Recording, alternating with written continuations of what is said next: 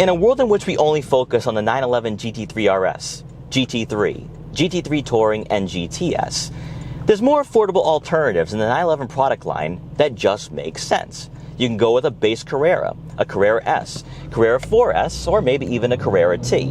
But let's be honest here, those badges just aren't cool in the social media age. If you don't have a GT3 or GT3 RS, you're a peasant. Well, as a peasant, I'm going to boldly claim that a Carrera S is all you really need. And in today's video, I'm going to discuss why.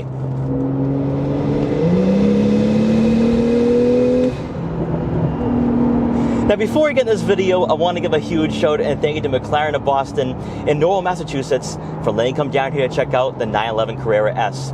Their link will be in the description below, so you can check out their extensive McLaren and used exotic inventory. Now, beginning with pricing, back in 2018, the 911 Carrera S had an MSRP of just over $105,000. That's before packages and extra features and add-ons. But here we are, 7 years later, and the Carrera S for 2018 is still worth somewhere between $100,000 and $125,000 based off of miles and ownership history. So depreciation has been very kind to this car.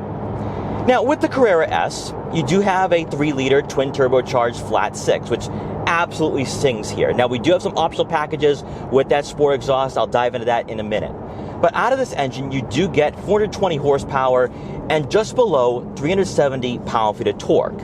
In a different era, in a different time, this would have been phenomenal. This would have been hypercar territory, right? Like 30, 40 years ago, you would have had a car that would have most certainly drawn a lot of attention. But unfortunately now, in the 2020s, thanks to electrification, thanks to hybrid powertrains, also thanks to American muscle cars like the Dodge Demon that can produce 1,000 horsepower, 420 horsepower just isn't all that impressive. And which is why, when you look at the Carrera S or just the 911 in general, everyone wants that GT3 RS, which I can fully understand on that one. But what you have here with the Carrera S is a dailyable exotic car. It's a dailyable performance car that you can drive year-round if you do go with a 4S. It's comfortable, it's relaxing, and yes, this suspension is still tuned to be able to take on the Nürburgring or the Autobahn or maybe even roads in the Swiss Alps. But when you're just driving to work, when you're commuting, it's most certainly usable. But if you're just using this as a weekend car, the Carrera S, I think, is the smart man's choice here. For one, you're not going broke. Two, you can compare this to an Aston Martin Vantage, a BMW M4. You can also compare this to possibly a Mercedes-Benz AMG GT. However, all these vehicles that are in this market don't have one thing, and that's a rear-mounted engine. That rear-mounted engine changes up everything. Now, we do have rear axle steering, which, again, is a more unique aspect for a car at this particular price point. But when you have all the propulsion coming from behind you, and you have the steering input of this car, you are not going to find anything close to this on the market. As much as I love the Aston Martin Vantage with a twin-turbo V8 from Mercedes-Benz, it just doesn't have the turn-in. It doesn't have that connected feel to the road at higher speeds. And even though you don't have the downforce of the GT3 and GT3 RS, you still get a sense of that here with the Carrera S.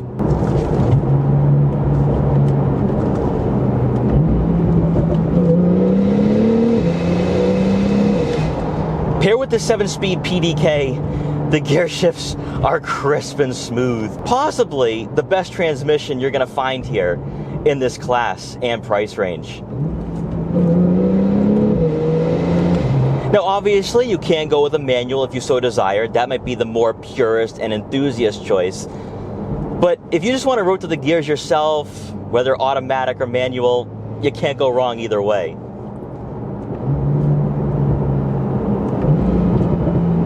And then we have the crackles of that exhaust.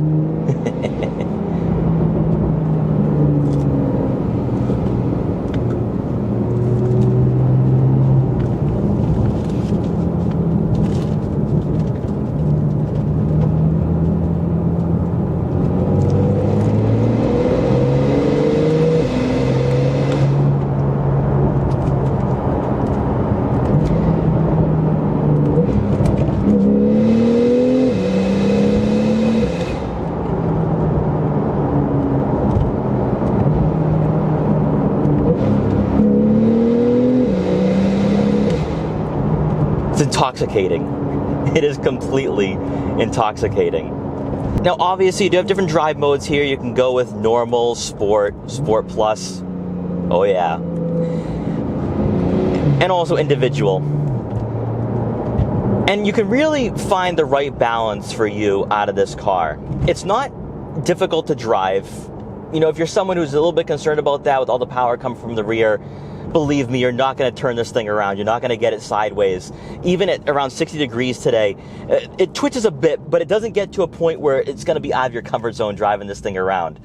But you can just have that fun. You have that fun factor that some cars are not going to provide that. And you're not going to get that out of an M4 at $105,000, which is just ridiculous that you're spending $105 grand for a brand new M4 these days. But with the 911, though, what you have here, even with the interior cockpit, the way it's designed, the way it's laid out, you're just focusing on the driving experience. Even though you have this little infotainment system here, it's just you in the car. And that's where the specialty of the 911 really comes into play. But as much as I enjoy the driving experience, it's also the exterior design. Let's hop out and check out what this car is offering us. As we take a look at the exterior for this 911, this particular specification isn't too far off the last time I featured a 991 Carrera S, which is why I actually wanted to come back to check this particular car out. Aside from the fact that it doesn't have guards red, this would be the ideal choice here. Up front, you are going to have the Porsche dynamic lighting system, which is optional. It was a part of an optional package. We'll dive into that when we check out the interior. The one thing that's really great about 911s in general is that they don't change the design that much. Sure, they've gotten larger. They're massive now compared to a 996. But the same shape, the same elements carry over from one generation to the next. So even though this car is 7 years old, it doesn't look 7 years old. You have the aggressive air intakes here up front. Love to see that. But also, I think compared to the 992, this molds into the front fascia just a little bit better. I think the 992, they went way too far with those intakes, but I want you guys to tell me what you think on that one. Now, obviously, you are going to have your Porsche badge here. Very nice, but we're going to pop the hood because this car is actually reasonably practical for what it is. So let's pop that. And let's open her up. And inside this little cargo area here, I was able to fit 3 camera bags, a gimbal box, and a tripod. This is 9 cubic feet of room, and it's practical. So if you're going on a road trip with a significant other or a friend on a rally, you could probably store 2 or 3 carry-on cases here. Really, really nice. Obviously, when you close the hood, be nice and gentle there, and it pops there. As we make our way over to the side profile, you are going to have 20-inch alloy wheels in gloss black here, matching the body color. Love to see that. And you have your very large brakes, which is going to help when you are on the track or on a winding back road. Best of all, these are wrapped in Michelins, the only way to go here out of the 911. What I also love too, with the side mirror caps, you have nice airflow duct there, give you better airflow and helping out with the overall aerodynamics for this car. And then as you make your way around to the back here, you're going to have those LED taillights. I love the swooping body lines here for the final third. This is the best part right here. The best part of the car is the body lines. And then you have the rear spoiler that pops up, but you can also have it up when you are parked, giving you better aerodynamics, but also looking cool for photos and videos. Also, we have the S badge in red there, nice contrast on this 911. And lastly, the center exhaust outlets. Let's take a listen.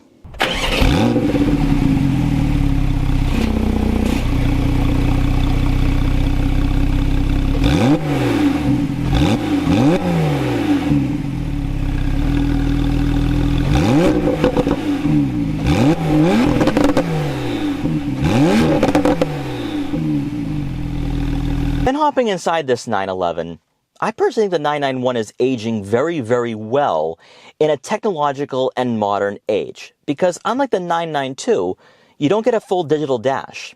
And you don't have a massive infotainment system drawing your attention. You know, even though Porsche has stuck to their roots, they haven't changed anything, the blueprint is still there, they have kind of placated to the modern car buyer. Where in some ways, The 911 is a luxury car and not really a performance car through and through. That you're going to have people who don't really care about the performance, they just want the badge. But the 991, more specifically, still has the same characteristics as the 911s that came before it. In front of you, you're going to have analog gauges with a small information display to the right. So it's not going to draw too much attention here. You're also going to have physical buttons and dials on the dashboard and center console. And you don't really find that anymore out of the newer 911s, which is kind of a shame. The tactile and analog experience kind of plays a huge role here in the 911. That the 911 is supposed to be tactile in nature, and yet now it's becoming more tech-focused. It's becoming a hybrid. It's really becoming something that I don't think Porsche ever really intended back in the late 60s. But regardless, you have a car that still gives you the timeless design that you all know and love. That the interior matches the exterior. You don't have that large GT3 RS badge on the side profile. No massive wing. What you do have, though, is a sensibly designed sports car that is going to be for a sensible type of buyer. An enthusiast who is buying this car for the experience, buying this for the passion, the heart, and soul of this sports coupe. You're not buying this for the cheap thrills and the car spotters to take photos of your car. You're buying this because you love what the 911 history has been all about. Now we got to get into the optional packages here, because this is what really elevates this particular Carrera S above a base S. Because at $105,000, yes, you were getting a good car, but with about $25,000 worth of add-ons, it gets even better. So we do have the Premium Package Plus for $3,980, and then also with that is the LED headlights in black with the Porsche Dynamic Light System Plus for $750. Now this package also includes the Porsche Entry and Drive, automatically dimming mirrors, the light design package, and part of this package builds off of what we have here, which we have power adjustable, heated and ventilated sport seats. So this will give you the aggressive bolstering, the comfort, and the support necessary for those back road driving.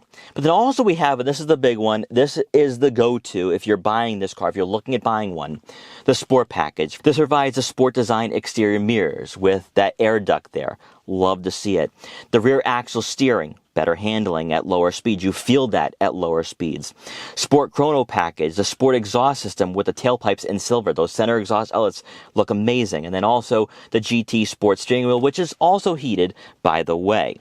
Now, continuing on, there is some other optional packages that we have here, such as the Porsche and 911 Carrera S logos being painted in black, the power tilting and sliding sunroof for $2,000, and then the PDK alone is worth over $3,000. Now, further diving into the ergonomics and what it's like being behind the wheel, because you have to experience it for yourself to fully understand what it's like being in this car. With the leather wrap steering wheel, it feels really nice in the hands, aggressive 10-2 and firm 9-3 grips. You're always going to be at 9-3 with a PDK because these paddle shifters, these metal paddle shifters, feel really nice in the hands. And as you make your way over to the center console, here we go again with that infotainment system. Small screen, doesn't take a lot of your attention away from the driving experience. This is the ideal configuration. With the seats themselves, they're aggressively bolstered, they're comfortable, they're supportive, and yet, with this Carrera S, it doesn't feel luxurious. It doesn't feel soft. It's enough comfort to make this a daily driver, but not too comfortable where it feels sedated and feels like a luxury GT. This is still a performance-tuned car, but on those longer road trips, when you're going to Cars and Coffee, when you're going on those rallies, you will not be complaining about back pain at all with this 911. And then one thing I want to point out here is that with the center storage compartment, there will be a wireless phone charging pad, but not a lot of space to store your items. The last thing I want to point out, though, is going to be this power sunroof. I'm going to open it up, and now you can really enjoy those summer days and listen to that exhaust, have the windows open, and really enjoy this car.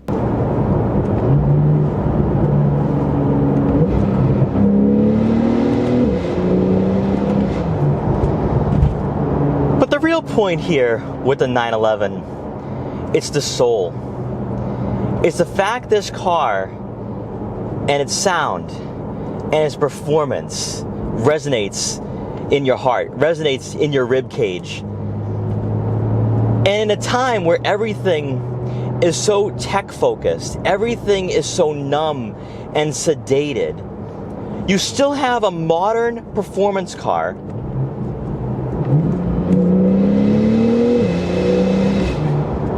that you can feel every ounce of the mechanical aspects of this car coming into play. And it's that connectivity that you're just not going to find anywhere these days, really, and why the 911 is still ultimately the best choice here at $100,000. And with the Carrera S, I personally think is the go-to. It is the go-to if you can't spend $150,000, $175,000 or $200,000. The Carrera S is really the smart man's exotic.